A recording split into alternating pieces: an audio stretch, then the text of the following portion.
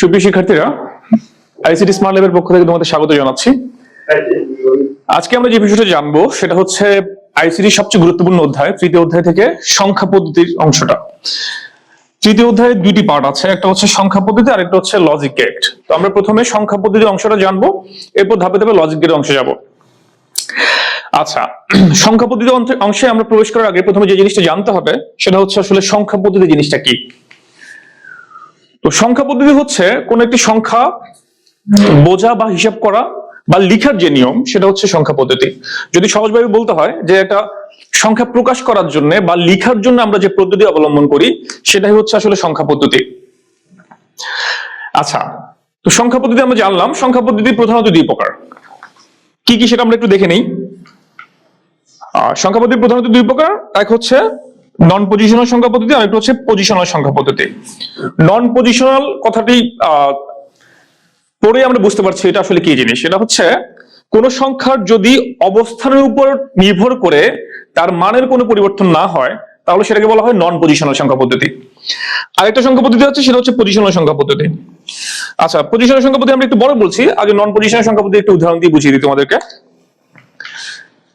আচ্ছা, এখানে দেখো আমরা জানি রোমান সংখ্যা পদ্ধতি সম্পর্কে আমাদের সবার ধারণা আছে আশা করি। রোমান সংখ্যা পদ্ধতিতে আমরা কিভাবে লিখি?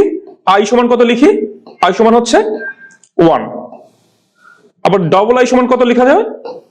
ডবল আই সমান হচ্ছে 2। এটা কিভাবে লেখে? এটা হচ্ছে এই আই এর ভ্যালু হচ্ছে 1 আর এই আই এর ভ্যালু হচ্ছে 1, তাহলে 1 1 কত?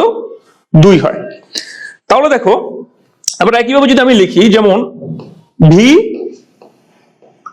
আই, আবার নিচে লিখলাম ভি। আমরা জানি রোমান সংখ্যা ভি সমান হচ্ছে 5 আর বি এর মান হচ্ছে 5, এটা সমান তাহলে কত? ভি আই সমান কত? বি এর মান হচ্ছে 5 আর আই এর মান হচ্ছে 1, তাহলে ইকুয়াল কত হয়? 6। তাহলে এখানে দেখা যাচ্ছে যে আমি অবস্থান যাই হোক তার ভ্যালু কোনো পরিবর্তন হচ্ছে না, অর্থাৎ বি যেখানেই থাকুক না কেন তার ভ্যালু হচ্ছে 5, আই যেখানেই থাকুক তার ভ্যালু হচ্ছে 1। ঠিক একইভাবে আমি যদি লিখি এক্স, এক্স সমান কত? 10। আমি যদি লিখি এক্স আই তাহলে লিখবো কত? 10 যোগ 1 ইকুয়াল কত? 11। তার মানে এক্স এর অবস্থান যে জায়গায় থাকুক, একক অবস্থানে থাকুক বা দশক অবস্থানে থাকুক, যেখানেই থাকুক তার ভ্যালু কখনো পরিবর্তন হবে না। আচ্ছা, তাহলে আশা করছি তোমরা এটা বুঝতে পেরেছো। এরপর আমরা আসি পজিশনাল সংখ্যা পদ্ধতি আসলে কি জিনিস, এটা একটু মুছে নিই আমরা।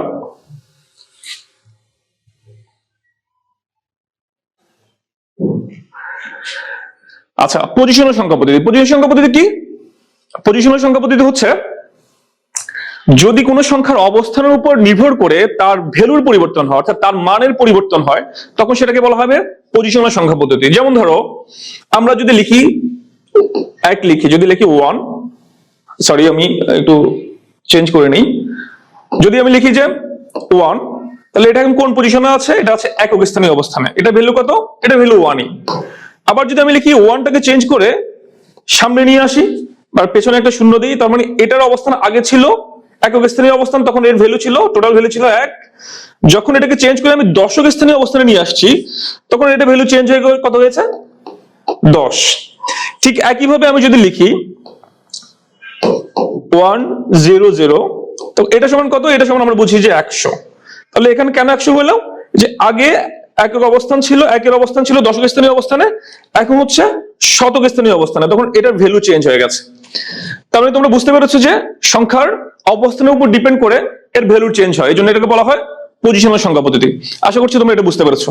আমরা আস্তে আস্তে আসলে সংখ্যা পদ্ধতির একদম মূল অংশে প্রবেশ করছি। তো আমরা এর আগে জেনেছিলাম যে পজিশনাল সংখ্যা পদ্ধতি আসলে কি জিনিস। পজিশনাল সংখ্যা পদ্ধতি সম্পর্কে আমাদের সবার ধারণা হয়ে গেছে আশা করি। এখন আমরা যেটা জানবো, পজিশনাল সংখ্যা পদ্ধতিকে আরো 4 ভাগে ভাগ করা যায়, সেটা হচ্ছে ডেসিমেল। ডেসিমেল সংখ্যা পদ্ধতি, ডেসিমেলকে আবার বলা হয় অনেক সময় দশমিক সংখ্যা পদ্ধতি। তাহলে ডেসিমেল সংখ্যা পদ্ধতি কোনটা আসলে? ডেসিমেল সংখ্যা পদ্ধতি হচ্ছে আমরা গতানুগতিক যে সংখ্যা পদ্ধতি ব্যবহার করি, অর্থাৎ আমরা হিসাব করার জন্য যেটা ব্যবহার করে থাকি সেটা হচ্ছে আসলে ডেসিমেল সংখ্যা পদ্ধতি। আচ্ছা, এরপর আরেকটা আছে হেক্সাডেসিমেল সংখ্যা পদ্ধতি। তোমরা এখন শুধু নামটা একটু মনে রাখো, আমরা এর বিস্তারিত আলোচনা করবো পরের স্লাইডে। তারপরে আছে বাইনারি সংখ্যা পদ্ধতি, এরপর আছে অক্টাল সংখ্যা পদ্ধতি। তাহলে পজিশনাল সংখ্যা পদ্ধতি কত প্রকার? পজিশনাল সংখ্যা পদ্ধতি হচ্ছে 4 প্রকার। কি কি? ডেসিমেল, হেক্সাডেসিমেল, বাইনারি এবং অক্টাল। এখন আমরা যে জিনিসটা জানবো সেটা হচ্ছে সংখ্যা পদ্ধতির সবচেয়ে গুরুত্বপূর্ণ একটা টপিক, আমরা যদি এই জিনিসটি সম্পর্কে ধারণা না রাখি তাহলে সংখ্যা পদ্ধতির যে রূপান্তর অর্থাৎ এই অধ্যায় থেকে যে প্রশ্নগুলো সবচেয়ে বেশি আসে সেটা হচ্ছে কনভার্সন। কনভার্সন মানে কি? এক সংখ্যা পদ্ধতি থেকে আরেক সংখ্যা পদ্ধতির রূপান্তর। এই জিনিসটা তোমাদের যদি করতে হয় তাহলে অবশ্যই তোমাদের বেস সম্পর্কে ধারণা থাকতে হবে। আচ্ছা, তাহলে বেস জিনিসটা কি আমরা আসলে জেনে নিই। বেস হচ্ছে একটা সংখ্যা পদ্ধতি থেকে প্রকাশ করার জন্য যতগুলো প্রতীক বা চিহ্ন ব্যবহার করা হয়ে থাকে। আমি আবার বলছি, একটা যে কোনো একটা সংখ্যা পদ্ধতি, আমরা সংখ্যা পদ্ধতির পজিশনাল সংখ্যা পদ্ধতি জেনেছি, বাইনারি, অক্টাল, হেক্সাডেসিমাল, আবার ডেসিমাল। দশমিক মানে হচ্ছে ডেসিমাল, এটা তোমরা জানো। তাহলে এই সংখ্যা পদ্ধতিগুলো প্রকাশ করার জন্য যতগুলো প্রতীক বা চিহ্ন ব্যবহার করা হয়ে থাকে সেগুলোকে বলা হয় আসলে বেস বা ভিত্তি। এখন আমরা জানবো কোন সংখ্যা পদ্ধতি বেস আসলে কতগুলো। যেমন ধরো বাইনারি সংখ্যা পদ্ধতি। বাইনারি সংখ্যা পদ্ধতিকে প্রকাশ করার জন্য দুইটা চিহ্ন ব্যবহার করা হয়ে থাকে, দুইটা চিহ্ন বা প্রতীক ব্যবহার করা হয়ে থাকে। সেটা কি কি? সেটা হচ্ছে 0 এবং 1। তাহলে 0 এবং 1 টোটাল কয়টা হলো? দুইটা। এই দুইটা প্রতীক ব্যবহার করা হয় বিধায় এর বেস হচ্ছে কত? এর বেস হচ্ছে 2। আচ্ছা, এরপর আমরা আসি, এরপরে কি আছে? অক্টাল। অক্টাল সংখ্যা পদ্ধতিকে প্রকাশ করার জন্য 8টা প্রতীক ব্যবহার করা হয়ে থাকে। কিভাবে সেটা? সেটা হচ্ছে 0 থেকে 7 পর্যন্ত। 0 থেকে 7 পর্যন্ত কেমন? 0, 1, 2, 3, 4, 5, 6, 7। তাহলে দেখো 0 থেকে 7, এটা যদি আমি যোগ করি এখানে 8টা প্রতীক পাওয়া যায়। এই জন্য অক্টালের বেস হচ্ছে 8। আচ্ছা, এরপরে আমরা আসি কি, আমাদের বহুল প্রচলিত হচ্ছে দশমিক বা ডেসিমাল সংখ্যা পদ্ধতি। এটাকে আবার কি বলে? ডেসিমাল সংখ্যা পদ্ধতি। আচ্ছা, এই ডেসিমাল সংখ্যা পদ্ধতিকে প্রকাশ করার জন্য আমরা 10টা প্রতীক ব্যবহার করি। 10টা কিভাবে? 0 থেকে 9 পর্যন্ত। 0 থেকে 9 পর্যন্ত কিভাবে? এই যে এখানে 0 থেকে 7 পর্যন্ত 8, এরপরে আমরা ব্যবহার করতে পারি 9, 8 এবং 9। তাহলে দেখো 0 থেকে 9 পর্যন্ত আমি যদি ক্যালকুলেট করি বা যোগ করি তখন এখানে 10 আসে। তাহলে এই 10টা প্রতীক ব্যবহার করা হয় বিধায় এর বেস হচ্ছে 10। আচ্ছা, গুড। এখন আমরা যে জিনিসটা জানবো সেটা হচ্ছে হেক্সাডেসিমাল। আচ্ছা, হেক্সাডেসিমাল কি জিনিস? হেক্সাডেসিমাল হচ্ছে একটা সংখ্যা পদ্ধতি। এই সংখ্যা পদ্ধতিকে প্রকাশ করার জন্য 16টা প্রতীক ব্যবহার করা হয়ে থাকে। 16টা প্রতীক কিভাবে ব্যবহার করে? 0 থেকে 9। এই যে আমরা একটু আগে ডেসিমাল শিখেছি 0 থেকে 9, এটা এখানে কয়টা ছিল? এখানে কয়টা প্রতীক ছিল? 10টা। তাহলে 0 থেকে 9 হচ্ছে 10। সাথে আছে এ থেকে এফ। এ থেকে এফ কিভাবে? দেখো এ, বি, সি, ডি, ই এবং এফ। তাহলে এখানে কয়টা আছে? দেখো 1, 2, 3, 4, 5, 6। তাহলে এখানে আছে 10 প্লাস এ থেকে এফ হচ্ছে 6। টোটাল কয়টা হলো? টোটাল হলো 16টা। এই 16টা প্রতীক ব্যবহার করা হয় বিধায় এর বেস বা ভিত্তি হচ্ছে 16।